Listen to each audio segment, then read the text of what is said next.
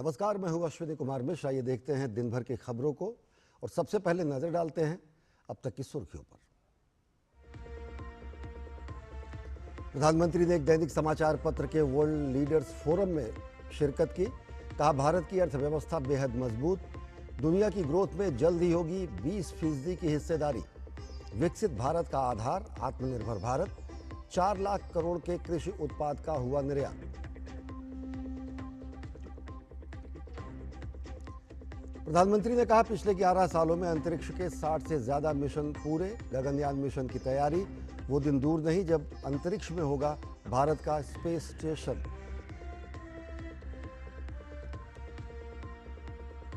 राष्ट्रीय अंतरिक्ष दिवस के अवसर पर प्रधानमंत्री नरेंद्र मोदी ने कहा, भारतवासियों के जीवन को सुगम बनाने का साधन है अंतरिक्ष प्रौद्योगिकी।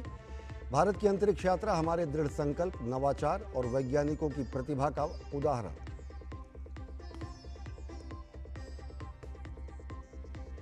कांग्रेस विधायक केसी वीरेंद्र पर कसा शिकंजा। ऑनलाइन सट्टेबाजी मामले में ईडी ने किया गिरफ्तार।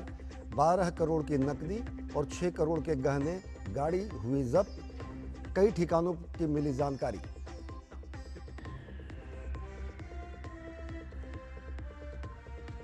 विदेश मंत्री डॉक्टर एस जयशंकर का बड़ा बयान। भारत अमेरिका के बीच ट्रेड को लेकर बातचीत जारी। भारत किसानों और छोटे उत्पादकों के हितों को ध्यान में रखकर ले रहा है फैसला।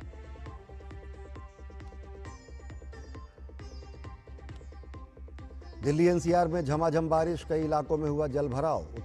उत्तराखंड के थराली में बादल फटने से जानमाल का हुआ नुकसान। एनडीआरएफ, सेना और अर्धसैनिक दल बचाव कार्य में लगे।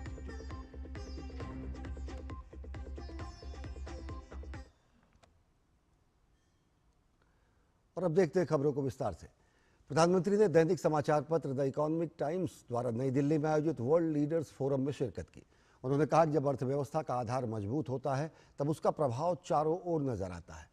15 अगस्त के बाद वैश्विक परिदृश्य की घटनाएं और इन सब के बीच भारत का बाजार अर्थव्यवस्था की ग्रोथ की सफलता की कहानी बयां करता है।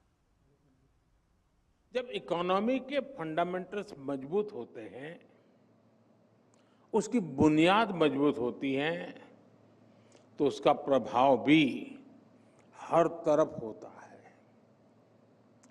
मैंने अभी 15 अगस्त को ही इस बारे में विस्तार से चर्चा की है।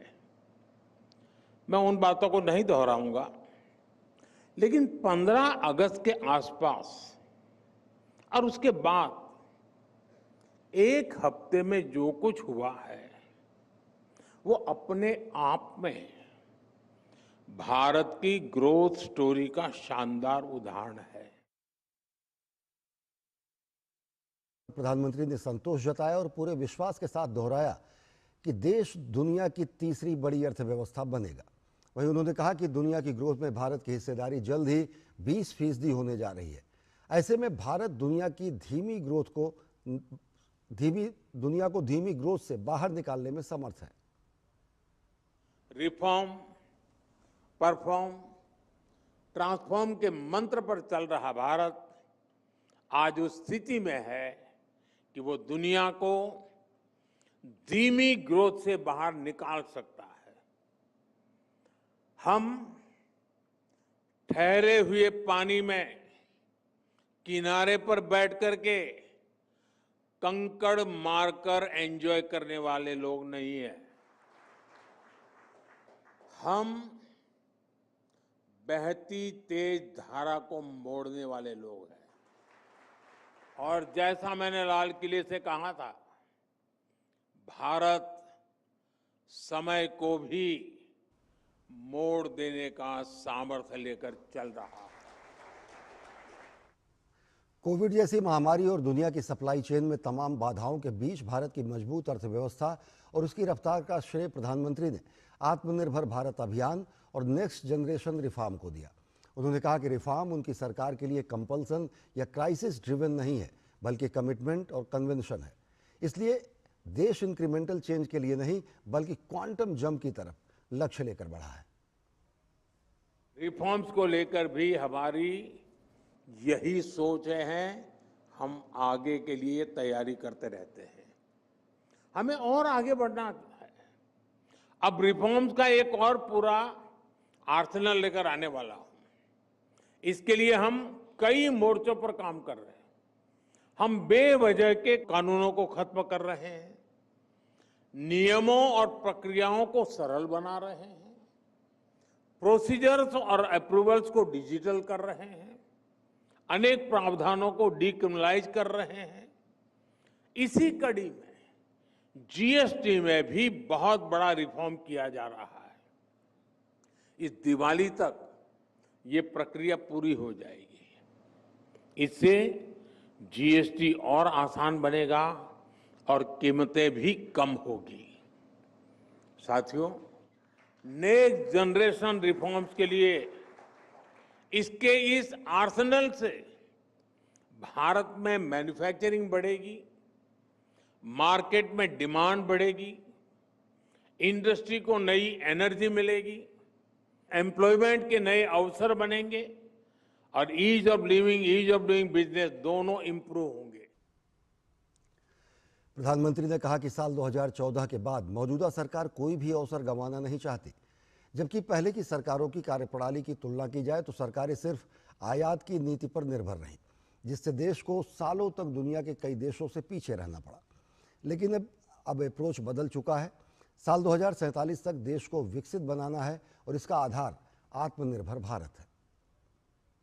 मिसिंग द बस, यानी कोई अवसर आए और वो निकल जाए। हमारे देश में पहले की सरकारों ने टेक्नोलॉजी और इंडस्ट्री के अवसरों की कई ऐसी बसेस छोड़ी हैं। मैं आज किसी की आलोचना के इरादे से यहां नहीं आया हूं, लेकिन लोकतंत्र में कई बार तुलनात्मक बात करने से स्थिति और स्पष्ट होती है। साथियों, पहले की सरकारों ने देश को वोट बैंक की राजनीति में उलझा कर रखा। उनकी सोच चुनाव से आगे सोचने की ही नहीं थी। वो सोचते थे जो कटिंग एज टेक्नोलॉजी है वो बनाने का काम विकसित देशों का है। हमें कभी जरूरत होगी तो वहां से इंपोर्ट करेंगे। यही वजह थी कि सालों तक हमारे देश को दुनिया के बहुत से देशों से पीछे रहना पड़ा। हम बस मिस करते रहे। भारत में सेमीकंडक्टर बनने की शुरुआत भी 50-60 साल पहले हो सकती थी, लेकिन भारत ने वो बस भी मिस कर दी और आने वाले कई वर्षों तक ऐसा ही होता रहा। आज हमने ये स्थिति बदली है। भारत में सेमीकंडक्टर से जुड़ी फैक्ट्रियां लगनी शुरू हो चुकी है। इस साल के अंत तक पहली मेड इन इंडिया चिप बाजार में आ जाएगी। प्रधानमंत्री ने बताया कि देश अब आयात से ज्यादा निर्यात पर जोर दे रहा है। इलेक्ट्रिक, कृषि, ऑटोमोबाइल, हेल्थ सेक्टर में भारत का निर्यात साल 2014 के बाद कई गुना बढ़ा है। पिछले एक साल में पूरी दुनिया में 800 करोड़ वैक्सीन डोज बनी है।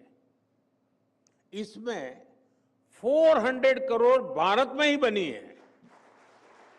आजादी के 6.5 दशक में हमारा इलेक्ट्रॉनिक्स एक्सपोर्ट 35,000 करोड़ रुपए के आसपास पहुंच पाया था। आज ये करीब 3.25 लाख करोड़ रुपए तक पहुंच रहा है।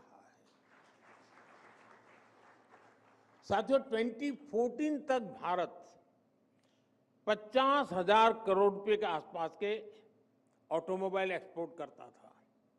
आज भारत एक साल में 1,20,000 करोड़ रुपए के ऑटोमोबाइल एक्सपोर्ट कर रहा है। आज हम मेट्रो कोच, रेल कोच से लेकर रेल लोकोमोटिव तक एक्सपोर्ट करने लगे हैं। भारत अब दुनिया के 100 कंट्रीज को इलेक्ट्रिक व्हीकल भी एक्सपोर्ट करने जा रहा है। मंत्री ने कहा कि साल 2014 में भारत में केवल एक स्पेस स्टार्टअप था और आज 300 से ज्यादा स्पेस स्टार्टअप हैं। वो समय भी दूर नहीं जब अंतरिक्ष में हमारा अपना स्पेस स्टेशन होगा। स्पेस सेक्टर को नई एनर्जी देने के लिए उसे हर बंधन से आजाद करना जरूरी था। इसलिए हमने पहली बार प्राइवेट पार्टिसिपेशन के लिए क्लियर रूल्स बनाए। पहली बार स्पेक्ट्रम एलोकेशन ट्रांसपेरेंट हुआ। पहली बार फॉरेन इन्वेस्टमेंट लिबरलाइज हुआ और इस साल के बजट में हमने स्पेस स्टार्टअप्स के लिए 1000 करोड़ रुपए का वेंचर कैपिटल फंड भी दिया है। साथियों, आज भारत का स्पेस सेक्टर इन रिफॉर्म्स की सफलता देख रहा है। साल 2014 में भारत में सिर्फ एक स्पेस स्टार्टअप था, आज 300 से ज्यादा है। और वो समय भी दूर नहीं जब अंतरिक्ष में हमारा अपना स्पेस स्टेशन होगा। प्रधानमंत्री नरेंद्र मोदी ने अंतरिक्ष विज्ञान के क्षेत्र में देश की उपलब्धियों की सराहना की है। राष्ट्रीय अंतरिक्ष दिवस पर अपने वीडियो संदेश में प्रधानमंत्री ने कहा कि सरकार इस क्षेत्र के विकास के लिए लगातार काम कर रही है। प्रधानमंत्री ने मिशन गगनयान और भारत के अपने अंतरिक्ष केंद्र स्थापित करने जैसे प्रयासों का भी खास जिक्र किया। प्रधानमंत्री ने अंतरिक्ष विज्ञान में निजी क्षेत्र की भागीदारी के महत्व को भी रेखांकित किया। आप सभी को नेशनल स्पेस डे की बहुत बहुत शुभकामनाएं।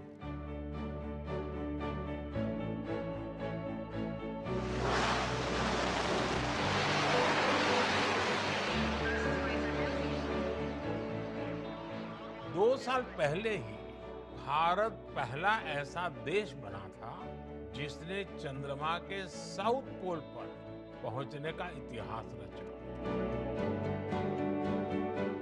हम स्पेस में डॉकिंग, अनडॉकिंग की क्षमता रखने वाले दुनिया के चौथे देश भी बन गए हैं।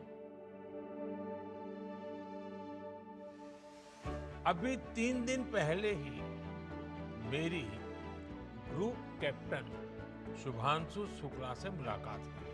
उन्होंने इंटरनेशनल स्पेस स्टेशन पर तिरंगा फहराकर हर भारतीय को गर्व से भर दिया।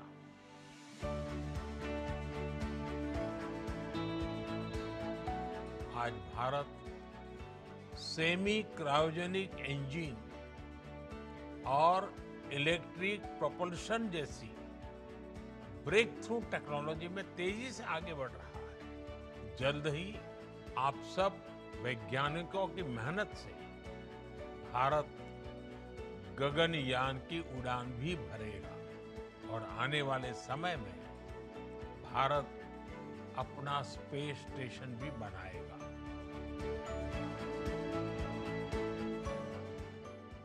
एक समय था जब स्पेस जैसे फ्यूचरिस्टिक सेक्टर को देश में अनेक पाबंदियों से बांध दिया गया था। हमने इन बेड़ियों को खोला।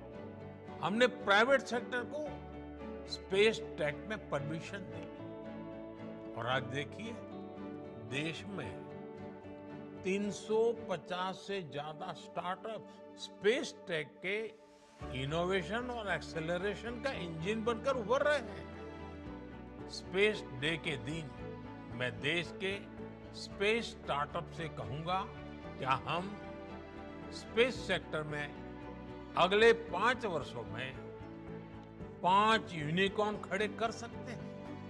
अभी हम भारत की धरती से साल में 5-6 बड़े लॉन्च देखते हैं।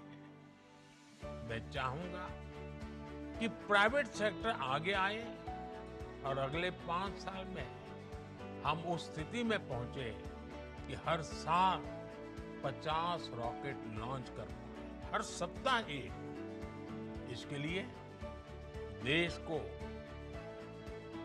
जिन नेक्स्ट जन रिफॉर्म की जरूरत है वो करने का सरकार का इरादा भी है और इच्छा शक्ति भी।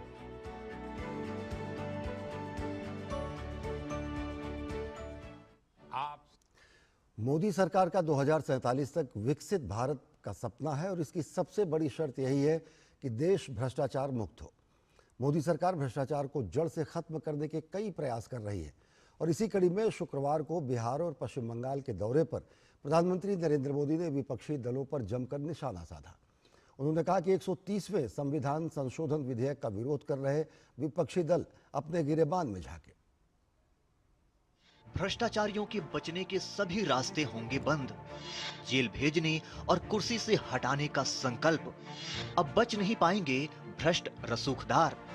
भ्रष्टाचार पर मोदी सरकार का प्रचंड प्रहार। मोदी सरकार की भ्रष्टाचार के खिलाफ मुहिम जारी है।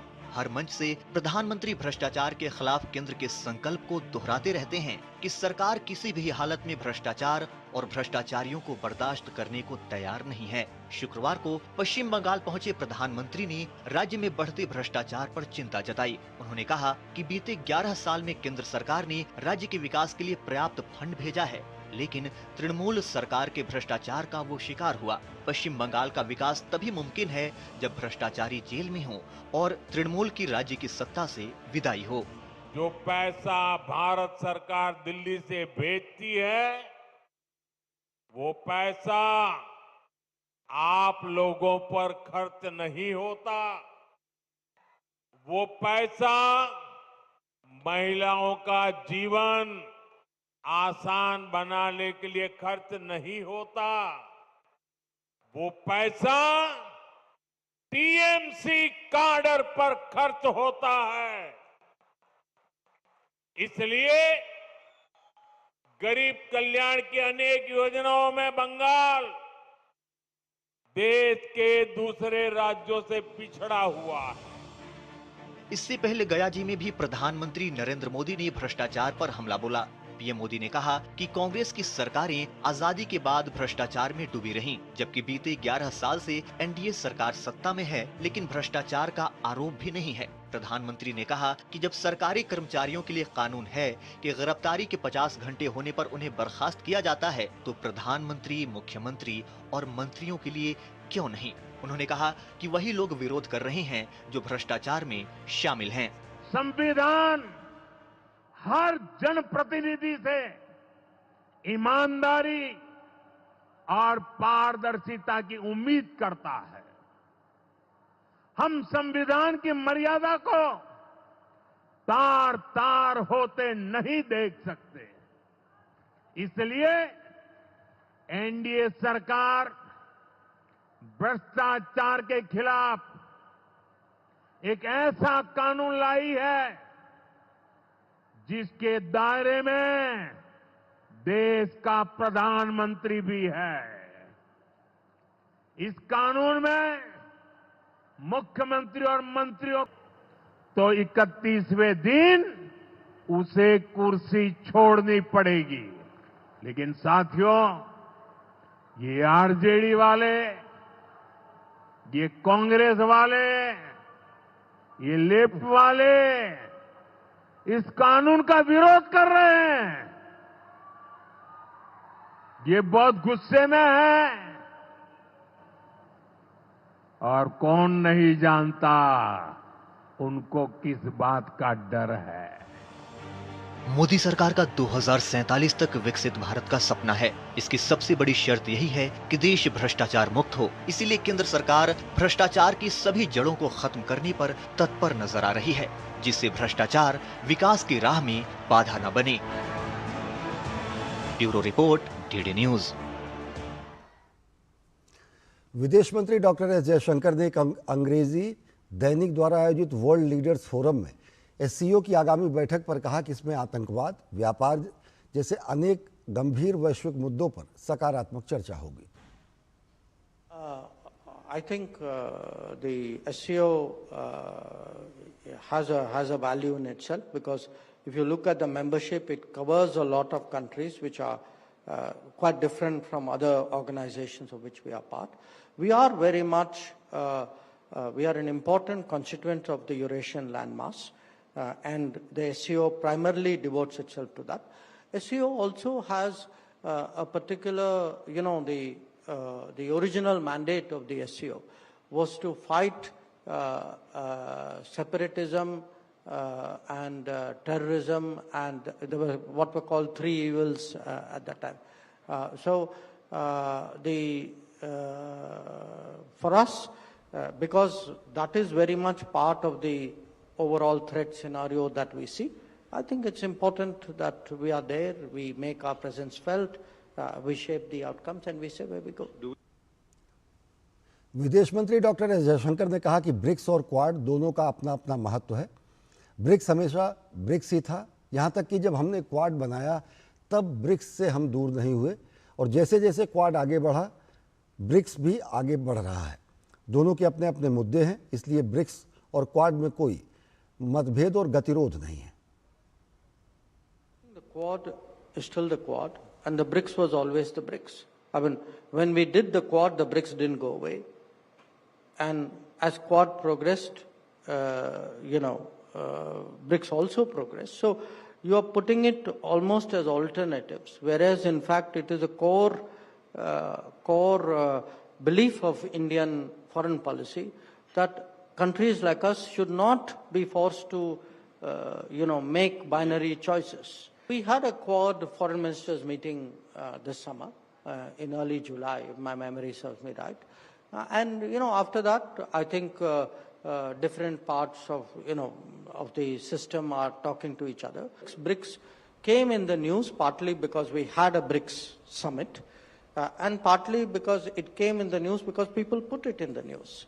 So I think in the next week you'll probably see the Shanghai Cooperation Organization in the news because the meeting will happen.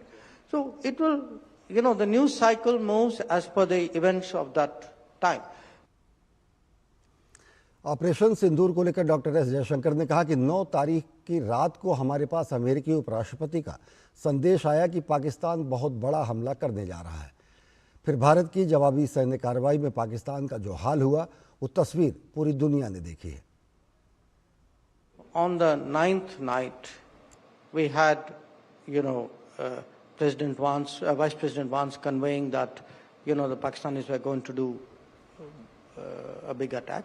And then 10th morning, the Pakistanis now ask for talking to DGM. What happened in the intervening period? What happened in the intervening period was very bad things to their airfields. I mean, to me, the causality is very clear. The causality is a military happening.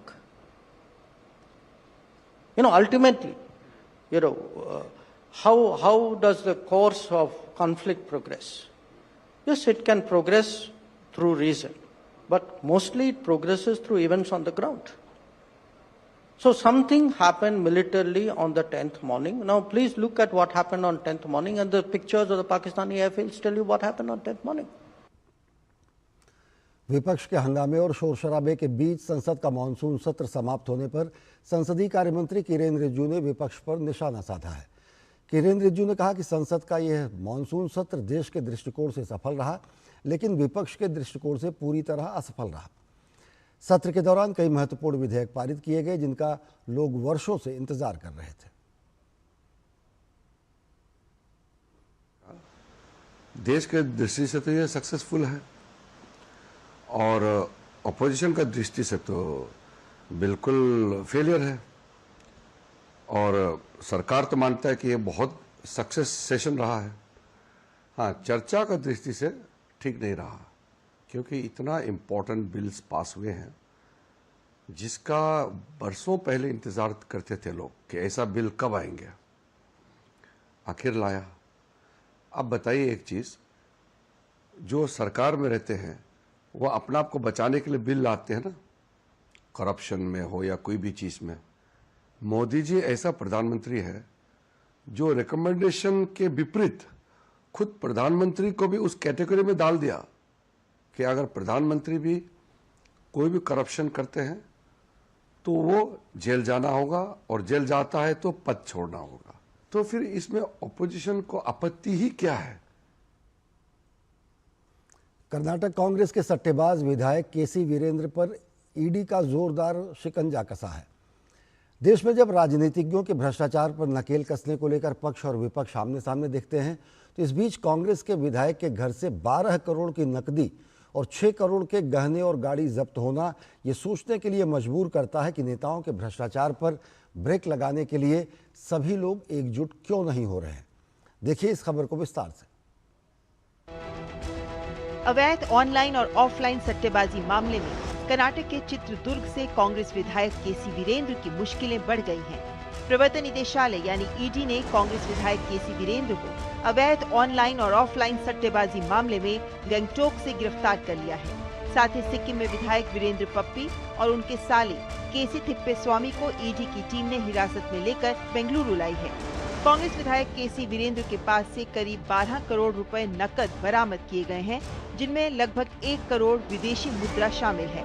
साथ ही 6 करोड़ रुपए के सोने के आभूषण, 10 kilogram चांदी के आभूषण, अंतर्राष्ट्रीय कसिनो सदस्यता, पुरस्कार card, MGM casino, metropolitan casino, Bellagio casino, Marina casino, casino jewel, विभिन्न बैंकों के कई क्रेडिट और डेबिट कार्ड्स, कई 5 सितारा होटल्स के लग्जरी हॉस्पिटैलिटी सदस्यता कार्ड, 0003 नंबर प्लेट वाली कारें भी बरामद की हैं।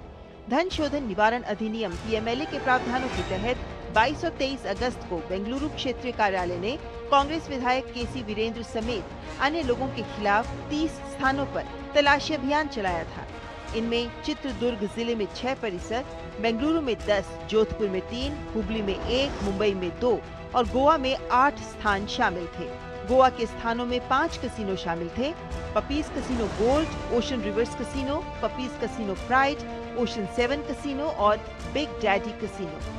जांच में खुलासा हुआ कि आरोपी किंग 567, राजा 567, पपीज 003 और रत्ना गेमिंग जैसे नामों से कई ऑनलाइन सट्टेबाजी साइट्स चला रहा था। इसके अलावा आरोपी के भाई केसी थिप्पेस्वामी दुबई से 3 व्यावसायिक इकाइयों डायमंड सॉफ्टटेक, TRS टेक्नोलॉजीज और प्राइम 9 टेक्नोलॉजीज का संचालन कर रहे हैं, जो केसी वीरेंद्र के कॉल सेंटर सेवाओं और गेमिंग संचालन से जुड़े हैं। ज्योति दफेदार, DD न्यूज, बेंगलुरु। और भाजपा नेता सुधांशु त्रिवेदी ने ADR रिपोर्ट के बहाने कांग्रेस और RJD पर निशाना साधा है। सुधांशु त्रिवेदी ने कहा कि बिहार के चुनावी रण में राहुल गांधी और तेजस्वी यादव सहित विपक्ष पर भ्रष्टाचारियों को बचाने की कोशिश का आरोप लगाया है। उन्होंने कहा कि सच है, और सच ये है कि ADR रिपोर्ट के मुताबिक देश में जिन मुख्यमंत्रियों पर सर्वाधिक मुकदमे दर्ज हैं, उनमें नंबर 1 पर तेलंगाना के कांग्रेस मुख्यमंत्री रेवंत रेड्डी हैं, दूसरे नंबर पर तमिलनाडु के मुख्यमंत्री MK स्टालिन हैं। और अब ये साफ दिखाई दे रहा है कि संसद में विपक्ष भ्रष्टाचारियों को बचाने की कोशिश में क्यों लगा है।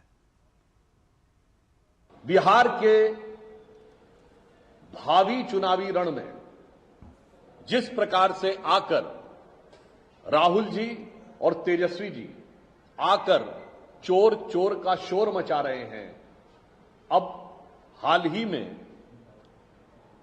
उनमें से कौन अपराधों का सरताज बना हुआ है, इसके कुछ तथ्य सामने आए हैं।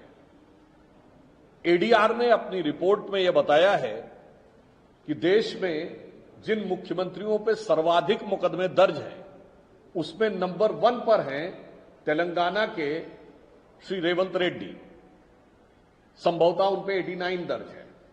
दूसरे नंबर पे हैं तमिलनाडु के श्री MK स्टालिन, उन पे संभवतः 47 दर्ज है। अब यह साफ दिखाई पड़ता है कि भ्रष्टाचारियों को बचाने की छटपटाहट क्यों नजर आती है। केंद्रीय सड़क परिवहन एवं राष्ट्रीय राजमार्ग मंत्री नितिन गडकरी और मध्य प्रदेश के मुख्यमंत्री डॉक्टर मोहन यादव ने जबलपुर को प्रदेश के सबसे बड़े और अत्याधुनिक फ्लाईओवर की सौगात दी। 1052 करोड़ रुपए की लागत से बने 6.855 किलोमीटर लंबे फ्लाईओवर से यातायात में सुधार होगा, जिससे यात्रा का समय 40 मिनट से घटकर मात्र 6 से 8 मिनट हो जाएगा। इस परियोजना में 192 मीटर लंबा single span cable stay bridge और 3 बो स्ट्रिंग ब्रिज शामिल हैं, जो तकनीकी रूप से बेहद खास हैं। इस अवसर पर केंद्रीय मंत्री नितिन गडकरी ने कहा कि इस फ्लाईओवर के निर्माण से शहर में आवागमन की रफ्तार तेज होगी, साथ ही आम नागरिकों को भी सुविधा होगी। अच्छा फ्लाईओवर आज जबलपुर की जनता को मिला है, इसलिए मैं जबलपुर की जनता का बहुत बहुत अभिनंदन करता हूं। आप सबका बहुत बहुत धन्यवाद देता हूं। राकेश सिंह जी को, सांसद दुबे जी को और जबलपुर के सभी विधायकगण और मंत्रीगण यहाँ उपस्थित हैं, उनके सबके जो मिले जुले प्रयासों का जो आग्रह था, उसके कारण यह सपना पूरा हुआ है, इसलिए उनको भी बहुत बहुत बधाई देता हूं। मैं ये मानता हूं कि किसी भी राज्य का अगर विकास करना है तो उस राज्य में अच्छा इंफ्रास्ट्रक्चर चाहिए। पश्चिम बंगाल में भाजपा नेता दिलीप घोष ने कोलकाता में कहा कि केंद्र में प्रधानमंत्री नरेंद्र मोदी की सरकार आने के बाद नारा दिया गया था, न खाऊंगा न खाने दूंगा। ये केवल नारा नहीं है, इसे सच करने के लिए मोदी सरकार संसद में विधेयक लेकर आई है। इसी वजह से जिन पार्टियों और नेताओं ने भ्रष्टाचार किया है और जनता का पैसा लूटा है, उन्हें चिंता सता रही है, लिहाजा वे इसका विरोध कर रहे हैं। माननीय मोदी जी का सरकार आने के बाद उन्होंने स्लोगन दिया था, ना खाऊंगा ना खाने दूंगा। खाली स्लोगन नहीं है, इसको वास्तव में करने के लिए जो बिल पार्लियामेंट में लाए हैं मोदी सरकार ने, तो उससे जो पार्टी जो नेता आज तक भ्रष्टाचारी थे और पब्लिक का पैसा लूट कर राजनीति करते, उनको चिंता है, इसलिए विरोध भी हो रही है। लेकिन जैसे कि इसके पहले जीएसटी से लेकर डिमोनेटाइजेशन से लेकर के कश्मीर हो, दूसरा जो मुद्दा सुलझाया माननीय मोदी जी ने, और इसको भी वो करेंगे और इससे बहुत सारा पार्टी का समस्या होगा। राजग की ओर से उपराष्ट्रपति पद के उम्मीदवार सीपी राधाकृष्णन ने आज नई दिल्ली में केंद्रीय गृह एवं सहकारिता मंत्री अमित शाह से मुलाकात की।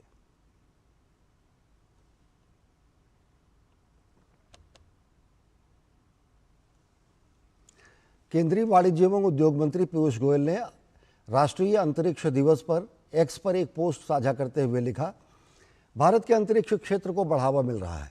स्टार्टअप इंडिया पहल के अंतर्गत स्टार्टअप्स के लिए फंडा फंड्स यानी एफएफएस योजना के साथ हमारी सरकार अंतरिक्ष तकनीक के क्षेत्र में घरेलू नवप्रवर्तकों को महत्वपूर्ण संसाधनों के साथ समर्थन देकर साहसिक विचारों को बढ़ावा दे रही है। इससे अत्याधुनिक तकनीकों को बढ़ावा मिल रहा है और भारत वैश्विक स्तर पर एक उभरती हुई अंतरिक्ष शक्ति बन रहा है। प्रधानमंत्री नरेंद्र मोदी के दृष्टिकोण से प्रेरित होकर हमारा ध्यान नवाचार, आत्मनिर्भरता और युवा संचालित उद्यमिता पर है, ताकि अंतरिक्ष का न केवल अन्वेषण के लिए बल्कि परिवर्तन के लिए भी लाभ उठाया जा सके।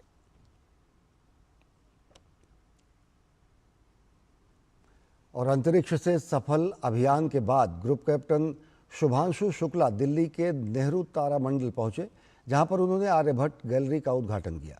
इस दौरान शुभांशु शुक्ला ने गैलरी में प्रदर्शित तमाम प्रदर्शनियों का भी जायजा लिया और उन्हें करीब से देखा। शुभांशु शुक्ला ने कहा कि यहाँ बच्चों के लिए अंतरिक्ष के बारे में जानने और सीखने के लिए बहुत कुछ है। अंतरिक्ष को लेकर हमारे बहुत महत्वाकांक्षी सपने हैं और इन्हें साकार करने के लिए हम सभी को प्रयास करने की आवश्यकता है। मैं बहुत ही एक्साइटेड हूँ ये चीज़ देख के कि यहाँ पे कोशिश की जा रही है स्पेस एक्सप्लोरेशन और साइंस के बारे में लोगों को बताने की, बच्चों को बताने की। मुझे लगता है बहुत ज़रूरत है उन्हें बताने के लिए कि हमने क्या किया है पास में और हम क्या करने जा रहे हैं। और ये छोटी छोटी चीज़ होती हैं जो देख के बच्चे बहुत खुश हो जाते हैं और उनको समझ में आता है कि ये स्पेस एक्सप्लोरेशन का जो विषय है ये कितना कॉम्प्लेक्स है और कैसे हम इन चीज़ों को समझ के हम वहाँ जाने की कोशिश कर रहे हैं। तो मैंने जो स्पेस डे का सेलिब्रेशन देखा और लोगों में जो एक्साइटमेंट और उत्साह देखा, मैं उस बात से बहुत खुश हूँ और बहुत कॉन्फिडेंट हूँ। राष्ट्रीय अंतरिक्ष दिवस के मौके पर भारतीय कृषि अनुसंधान परिषद की तरफ से आयोजित कार्यक्रम को केंद्रीय कृषि एवं किसान कल्याण मंत्री शिवराज सिंह चौहान ने वर्चुअली संबोधित किया। कृषि मंत्री ने कृषि क्षेत्र में वैज्ञानिक तकनीक के उपयोग, संभावनाओं और किसानों के जीवन में आने वाले सकारात्मक परिवर्तनों पर चर्चा की। केंद्रीय मंत्री ने कहा कि हमारे भारत के महान वैज्ञानिकों ने स्वदेशी तकनीक, नवाचार के माध्यम से नई ऊंचाइयां छुआ है। केंद्रीय मंत्री ने खेती की दिशा और किसान की जिंदगी बदलने और देश की खाद्य सुरक्षा सुनिश्चित करने में वैज्ञानिकों की सराहना की। कार्यक्रम में इस मौके पर मौजूद भारतीय कृषि अनुसंधान परिषद के महानिदेशक डॉक्टर मांगीलाल जाट ने कहा कि किसानों को समय पर मौसम की सटीक जानकारी उपलब्ध कराना, फसलों को रोगों से बचाने और प्रामाणिक मैपिंग करने में वैज्ञानिक तकनीक की महत्वपूर्ण भूमिका है। स्पेस टेक्नोलॉजी आज नहीं, जब से शुरुआत हुई है वो तो खेती से ही शुरू हुई है। 1969 में भारतीय कृषि अनुसंधान संस्थान के साथ में ये शुरुआत हुआ था और काफ़ी प्रोग्रेस हुई है। तो उसमें बहुत सारी स्कीम्स हैं, जैसे फसल बीमा योजना है तो उसमें स्पेस टेक्नोलॉजी का यूज हो। हमारा जो soil health management, plant health management, आज को प्लांटिंग, सारी चीज़ों में स्पेस टेक्नोलॉजी का बहुत बड़ा महत्व है और भविष्य में इसकी महत्ता बढ़ती जा रही है। प्रिसीजन एग्रीकल्चर की हम बात कर रहे हैं तो उन सारी, और या क्लाइमेट की समस्या है तो वेदर की है, तो उन सारी चीज़ों के लिए स्पेस टेक्नोलॉजी का काफ़ी महत्व है। उत्तराखंड में प्राकृतिक आपदाओं का सिलसिला थमने का नाम नहीं ले रहा है। धराली के बाद अब शुक्रवार देर रात करीब 1 बजे थराली कस्बे और उसके आसपास के इलाकों में बादल फटने की घटना से हड़कंप मच गया। देखते ही देखते मूसलाधार बारिश के साथ मलबा कई घरों में घुस गया और सड़कें क्षतिग्रस्त हो गईं। थराली आपदा के तुरंत बाद भारतीय वायुसेना ने राहत एवं बचाव अभियान शुरू कर दिया। उत्तराखंड के थराली में कुदरत का कहर, बादल फटने से जनजीवन अस्त व्यस्त, राहत और बचाव काम युद्ध स्तर पर जारी। देश के पहाड़ी हिस्से मौसम की मार झेलने को मजबूर हैं। पिछले कुछ दिनों में हिमाचल समेत कई पहाड़ी राज्यों में बारिश ने भारी तबाही मचाई है। उत्तराखंड का चमोली जिला भी इन दिनों कुदरत का कहर झेलने पर मजबूर है। उत्तरकाशी के धराली के बाद चमोली जिले के थराली क्षेत्र में शुक्रवार को बादल फट गया। इस घटना की चपेट में आने से कई घर क्षतिग्रस्त हो गए, जिसमें 2 की मौत हो गई है जबकि कई लोग घायल हैं। आपदा प्रबंधन सचिव ने जानकारी दी कि 10 से 12 घरों में मलबा घुस गया है जबकि 2 घर ढह गए हैं। थराली में रात में ज्यादा बरसात होने के कारण थराली कस्बे में और ऊपर के क्षेत्र में काफी ज्यादा मलबा आया है। एक व्यक्ति की मृत्यु की सूचना है और एक व्यक्ति लापता है। 5-7 गाड़ियां दबी हुई हैं। घटना में जो लोग प्रभावित हुए हैं उन सभी को तहसील में लाया जा रहा है। उनके रहने खाने की व्यवस्था की जा रही है। मौके पर स्वयं जिलाधिकारी और एसपी काम कर रहे हैं, टीमों का नेतृत्व कर रहे हैं। थराली आपदा के तुरंत बाद भारतीय सेना ने राहत और बचाव अभियान जारी कर दिया है। सेना की 50 सदस्यीय इन्फेंट्री बटालियन की एक टुकड़ी प्रभावित क्षेत्रों में पहुंचकर मदद कार्यों में जुटी हुई है। वहीं पीड़ितों को स्वास्थ्य सेवा मुहैया कराने के लिए जोशीमठ से एक चिकित्सा दल को तैनात किया गया है। राहत कार्यों में तेजी के लिए इलाके में ड्रोन का भी सहारा लिया जा रहा है। प्रभावित क्षेत्रों में किसी को परेशानी ना हो, इसे लेकर स्थानीय प्रशासन पूरी तरह से मुस्तैद है।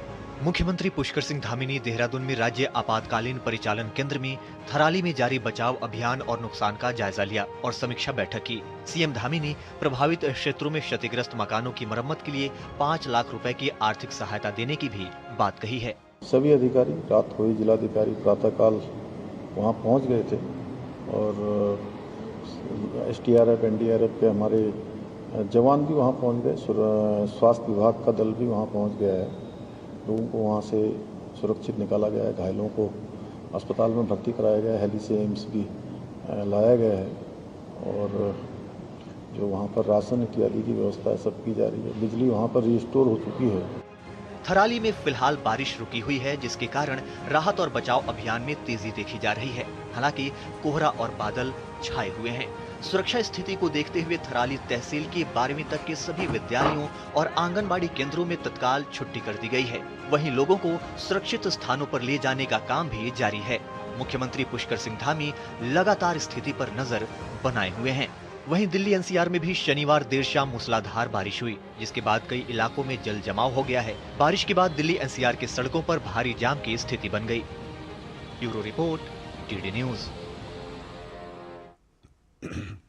यूं तो पूरे देश में मानसून सक्रिय है, लेकिन उत्तर पश्चिमी राज्य राजस्थान में ये बारिश कहर बन चुकी है। कई जगहों पर बाढ़ जैसे हालात हो गए हैं। भारी बारिश के चलते कोटा, बूंदी, सवाई माधोपुर और बारां में लोगों का जीवन बुरी तरह प्रभावित हुआ है। कोटा में जगह जगह जलभराव हो गया है। यहाँ पर एनडीआरएफ, एसडीआरएफ और सेना के जवान राहत एवं बचाव कार्य में जुटे हुए हैं। टोंक जिले में लगातार बारिश के बाद लोग घरों में कैद हो गए हैं। वहीं वनस्थली, निवई और उनियारा क्षेत्र में हालात और भी मुश्किल हो गए हैं।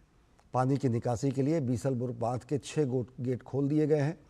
उनियारा में राहत बचाव दल ने 22 लोगों को सुरक्षित बचाया है। बूंदी में भी भारी बारिश के कारण बांध और तालाब ओवरफ्लो कर रहे हैं। जैत सागर और नवल सागर झील से लगातार हो रही पानी की निकासी के चलते पुलिस लाइन, देवपुरा और कई जगहों पर जलभराव की स्थिति बन गई है। कोटा में शहरी और ग्रामीण इलाकों में लगातार हो रही बारिश से क्षेत्र में जनजीवन अस्त व्यस्त हो गया है। खेतों में जलभराव के साथ ही लोगों के मकान भी क्षतिग्रस्त हो गए हैं। बारिश के कारण बिगड़े हालात और आमजन को हुए नुकसान का जायजा लेने के लिए लोकसभा अध्यक्ष ओम बिरला ने बूंदी और कोटा के बाढ़ प्रभावित इलाकों का दौरा किया। ओम बिरला ने बेघर हुए लोगों के लिए अस्थायी आवास की व्यवस्था करने, आमजन के नुकसान पर सर्वे कर फसल, पशु और मकान दुकान के नुकसान की विस्तृत रिपोर्ट बनाने को कहा है। राज्य के कृषि मंत्री किरोड़ी लाल मीणा ने सवाई माधोपुर में बाढ़ प्रभावित क्षेत्रों का दौरा किया।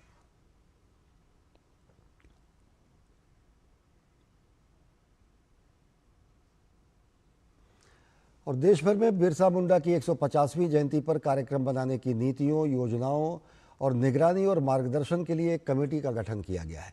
इस कमेटी में प्रधानमंत्री नरेंद्र मोदी, पूर्व राष्ट्रपति प्रतिभा देवी सिंह पाटिल, पूर्व राष्ट्रपति रामनाथ कोविंद, पूर्व प्रधानमंत्री एच.डी. देवेगौड़ा, पूर्व उप प्रधानमंत्री लालकृष्ण आडवाणी, लोकसभा अध्यक्ष ओम बिरला, नीतीश कुमार, चंद्रबाबू नायडू सहित कई प्रदेशों के मुख्यमंत्रियों सहित अन्य नेता शामिल हैं। कमेटी में देश के शीर्ष राजनेताओं के अलावा लेखक, पत्रकार, चिकित्सक, पर्यावरणविद, उद्योगपति, खिलाड़ी, शिक्षाविद और सामाजिक कार्यकर्ताओं को भी शामिल किया गया है। संपूर्णानंद संस्कृत विश्वविद्यालय वाराणसी के पूर्व कुलपति, वर्तमान में कवि कुलगुरु कालिदास संस्कृत विश्वविद्यालय रामटेक महाराष्ट्र के कुलपति प्रोफेसर हरिराम त्रिपाठी और उनकी धर्मपत्नी का सड़क हादसे में देहांत हो गया। उत्तर प्रदेश के मऊ के दोहरी घाट थाना क्षेत्र में कुसुम बाजार के पास हाईवे पर ट्रक से हुई उनकी कार की टक्कर में यह हादसा हुआ। प्रोफेसर हरिराम त्रिपाठी का जन्म उत्तर प्रदेश के कुशीनगर जनपद के अंतर्गत तहसील कस्या, विकासखंड फाजिल नगर, पोस्ट शंकर पटखौली, ग्राम चकिया में 1 अगस्त 1966 को हुआ था। बघौज घाट देवरिया पाठशाला से 11वीं की परीक्षा उत्तीर्ण कर काशी में अध्ययन के लिए वे गए और उसके बाद प्रोफेसर वशिष्ठ त्रिपाठी से न्यायशास्त्र का अध्ययन करके शास्त्री एवं आचार्य परीक्षा प्रथम श्रेणी में उत्तीर्ण की और इसके बाद उन्होंने शोध कार्य किया। जिस विश्वविद्यालय से पढ़ाई की वहीं पर कुलपति भी बने। संपूर्णानंद संस्कृत विश्वविद्यालय के कुलपति रह चुके हरिराम त्रिपाठी संस्कृत शिक्षा के क्षेत्र में बहुत बड़ा नाम थे। संस्कृत के उत्थान में उनका योगदान सराहनीय है।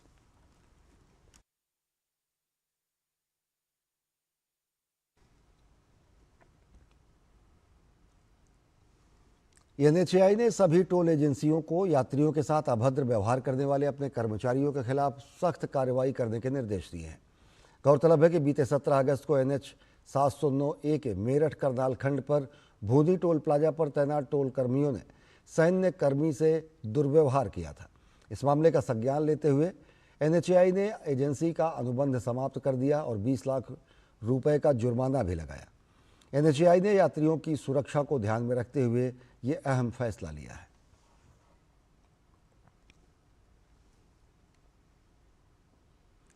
बिहार के भागलपुर जिले में मतदाता सूची के गहन पुनरीक्षण के दौरान बड़ा मामला सामने आया है। जांच में 2 पाकिस्तानी महिलाओं के नाम वोटर लिस्ट में पाए गए हैं। खास बात यह है कि दोनों महिलाओं के पास आधार और वोटर आईडी कार्ड भी मौजूद हैं और उन्होंने कई बार मतदान भी किया है। मामला सामने आने के बाद गृह मंत्रालय और चुनाव आयोग ने तत्काल कार्रवाई करते हुए उनके नाम मतदाता सूची से हटाने का आदेश दिया। साथ ही चुनाव आयोग और गृह मंत्रालय ने स्थानीय प्रशासन से इसकी विस्तृत रिपोर्ट मांगी है। दोनों पाकिस्तानी महिलाएं भागलपुर के भीखनपुर मोहल्ले में रहती हैं। दोनों मूल रूप से पाकिस्तान के पंजाब प्रांत के खुशाब ज़िले के रंगपुर गांव की रहने वाली हैं।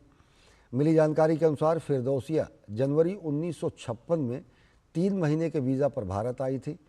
इमराना भी उसी साल 3 साल के वीज़ा पर भारत पहुंची थी। दोनों का वीज़ा खत्म होने के बाद वे अवैध रूप से भारत में रुक गईं और भूमिगत हो गए।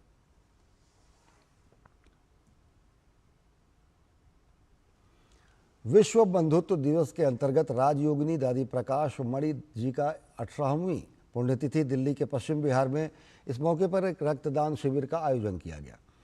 दिल्ली सरकार के स्वास्थ्य मंत्री डॉक्टर पंकज सिंह रक्तदान शिविर में शामिल हुए और वे वहां पर मुख्य अतिथि थे। शिविर में कई वरिष्ठ नेताओं के अलावा बड़ी संख्या में आम लोगों ने हिस्सा लिया।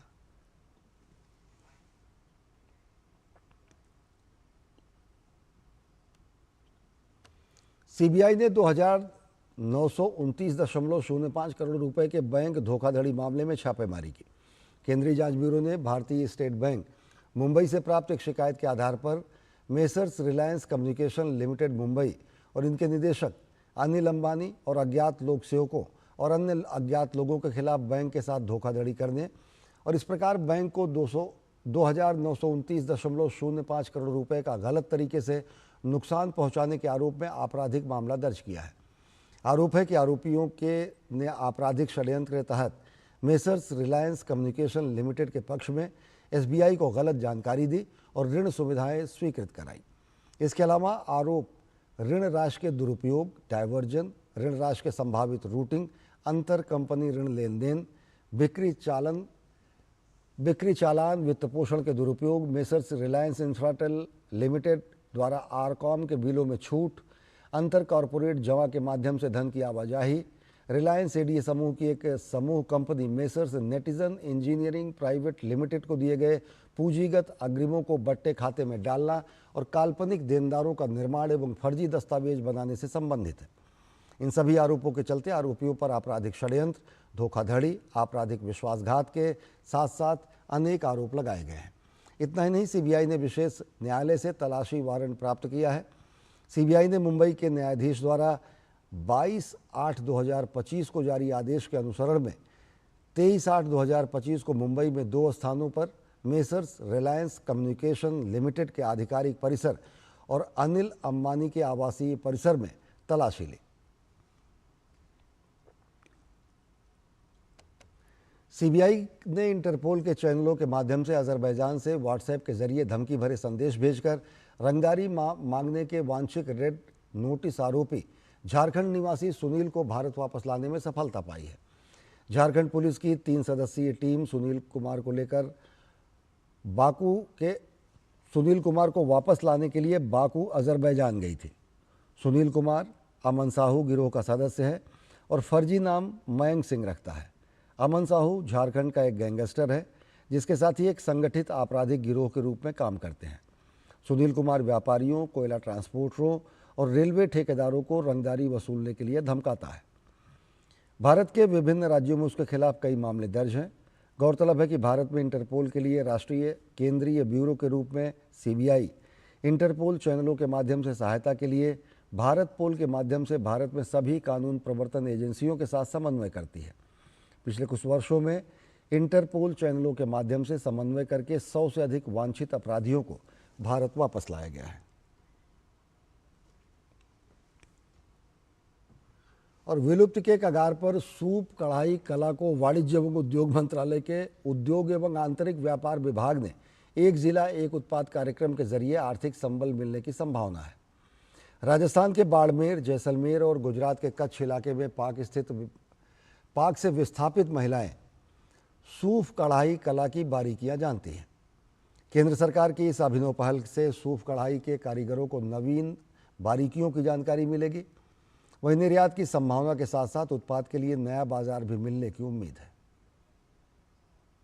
सूफ कढ़ाई हस्तशिल्प की एक विशेष कला है। इसमें आमतौर पर महिलाएं सुई और धागे की मदद से कपड़ों पर विशेष प्रकार की कढ़ाई करती हैं। इसके जरिए विशेष प्रकार के डिजाइन, लोगो और चित्र बनाए जाते हैं। सुई और धागे से किए जाने वाले इस काम में काफी समय लगता है। इसके अनुरूप इसकी लागत नहीं मिल पाती है। ऐसे में युवा पीढ़ी इस कला से जुड़ने में ज्यादा रुचि नहीं दिखा रही थी। लेकिन अब बाड़मेर में सूफ के जानकारों के लिए नेशनल इंस्टीट्यूट ऑफ डिजाइन की ओर से विशेष प्रशिक्षण का आयोजन करवाकर हस्तशिल्प की खास कला सूफ की नवीन बारीकियों को सिखाया जा रहा है। एनआईडी अहमदाबाद ने बाड़मेर की सूफ कढ़ाई कला का चयन एक जिला एक उत्पाद के तौर पर किया है। इसके तहत डिजाइनिंग की विभिन्न बारीकियां सिखाने के साथ साथ निर्यात और उत्पाद की मार्केटिंग के अवसर उपलब्ध कराए जाएंगे। हम एक डिज़ाइन का जो इम्पोर्टेंस है, आप जो भी काम कर रहे हो, तो हम वो वाले टूल्स आर्टिजन्स के साथ में वो एक पर्सपेक्टिव, डिज़ाइन पर्सपेक्टिव शेयर कर रहे हैं, उन ये कॉन्वर्जेसन स्टार्ट कर रहे हैं कि अच्छा उनको कैसे इन सब बातों का ध्यान रखना चाहिए कि क्वालिटी कैसे इम्पोर्टेंट है, इस काम को कैसे नए डिजाइन्स में डालें और बाजार में इसकी जो मांग है वो बढ़े और ज़्यादा लोग इस तरह के काम को करते रहें। उसके लिए 2 दिन की कार्यशाला हमने की। सीमावर्ती बाड़मेर से लेकर गुजरात के कच्छ तक सूफ कढ़ाई ने कई वर्षों तक लोक जीवन में अपना अहम योगदान दिया है। विशेष प्रशिक्षण के तहत सूफ की नवीन तकनीकों, डिजाइन, विविधता और वैश्विक मांग के अनुरूप बदलाव की बारीकियां सिखाई जा रही हैं। बाड़मेर जिले में ये कार्य शौर्य संस्थान के सहयोग से किया जा रहा है। अब इस सूफ कढ़ाई को विदेशों में हैंडीक्राफ्ट मेले, डिजाइनर बुटीक और ई-कॉमर्स प्लेटफॉर्म पर उतारने की योजना बनाई जा रही है। हमने उनको ट्रेनिंग्स और वर्कशॉप्स वगैरह दिलवा के उनकी स्किल को भी डेवलप किया है और इसी के थ्रू वो आगे मतलब अपने बाजार तक उनकी डायरेक्ट पहुंच बनी है। देश के साथ साथ विदेशों में भी सूफ कढ़ाई की डिमांड रहती है। एक जिला एक उत्पाद कार्यक्रम के तहत इस हस्तशिल्प कला को आर्थिक संबल मिलने से हाथ के इस हुनर को बढ़ावा मिलेगा और रोजगार के अवसर भी बढ़ेंगे। Bureau report, DD news. और नेपाल की राजधानी काठमांडू में भारतीय दूतावास की ओर से हिंदी साहित्य उत्सव का आयोजन किया गया। इस कार्यक्रम में हिंदी जगत के कई नामचीन हस्तियों ने हिस्सा लिया। कार्यक्रम के दौरान हिंदी साहित्य से जुड़े महान हस्तियों की साहित्यिक रचनाओं और योगदान पर चर्चा हुई। इस दौरान सुभद्रा कुमारी चौहान, महादेवी वर्मा, अटल बिहारी वाजपेयी और रामधारी सिंह दिनकर जैसे साहित्यकारों की कृतियों पर विस्तार से चर्चा की गई। उत्सव में नेपाल के विभिन्न विश्वविद्यालयों के और विद्यालयों के छात्र छात्राओं ने हिंदी कविताओं का पाठ किया और साहित्यकारों का मन मोह लिया।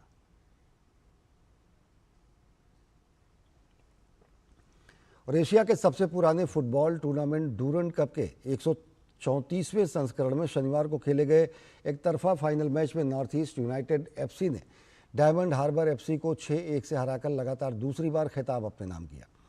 कोलकाता के विवेकानंद युवा भारती क्रीडांगन में गत विजेता नॉर्थ ईस्ट यूनाइटेड एफसी का सामना पहली बार फाइनल में पहुंची डायमंड हार्बर एफसी से हुआ। पहले हाफ में 2 गोल से आगे चल रही नॉर्थ ईस्ट यूनाइटेड एफसी ने दूसरे हाफ में शुरुआत में ही तीसरा गोल कर मैच को एक तरफा बना दिया। 34 साल के बाद कोई टीम टाइटल डिफेंड करने में कामयाब रही है।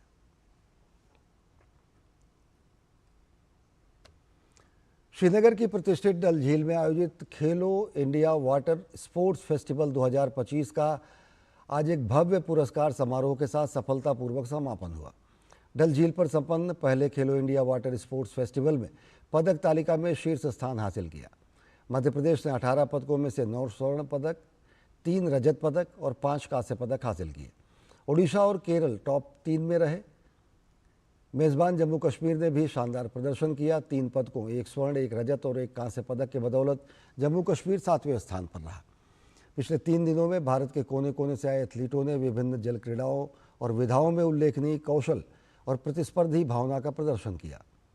इस महोत्सव से न केवल खेल उत्कृष्टता को उजागर किया गया बल्कि जम्मू और कश्मीर की मनमोहक प्राकृतिक सुंदरता और समृद्ध सांस्कृतिक विरासत का भी जश्न मनाया गया।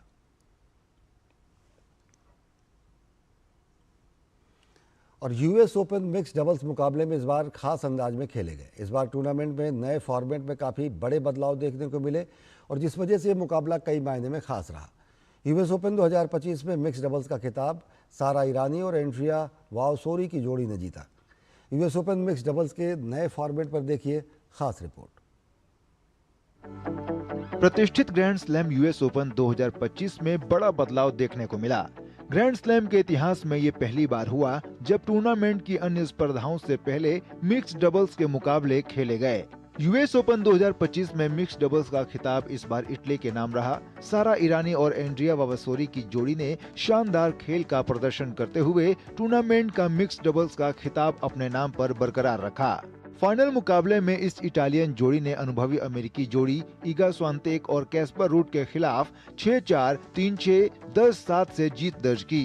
निर्णायक मुकाबले के सुपर टाई ब्रेक में सारा ईरानी और एंड्रिया वावसोरी के साहसिक शॉट्स और तालमेल ने दर्शकों को रोमांचित कर दिया। लेकिन जहां एक और कोर्ट पर रोमांच चरम पर था, वहीं दूसरी ओर टूर्नामेंट के नए प्रारूप को लेकर विवाद गहराता गया।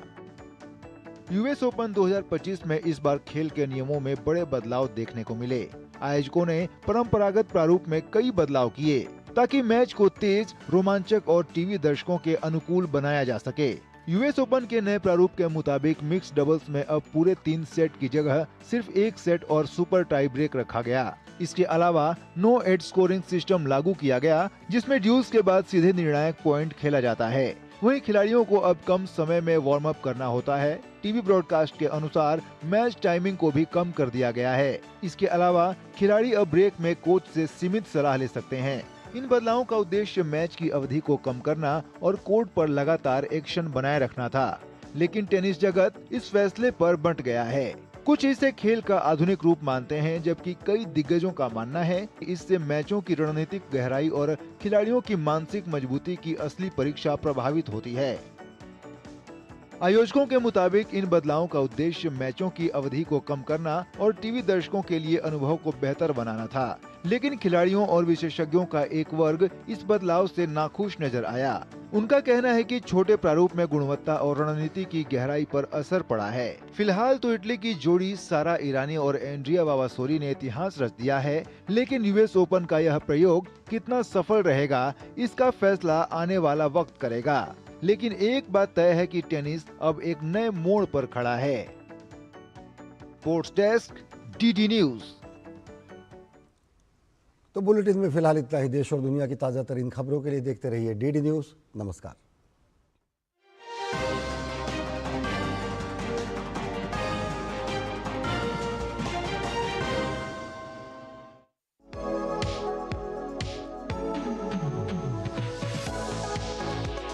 नई सुबह, नई शुरुआत डीडी न्यूज के पावर पैक शो के साथ।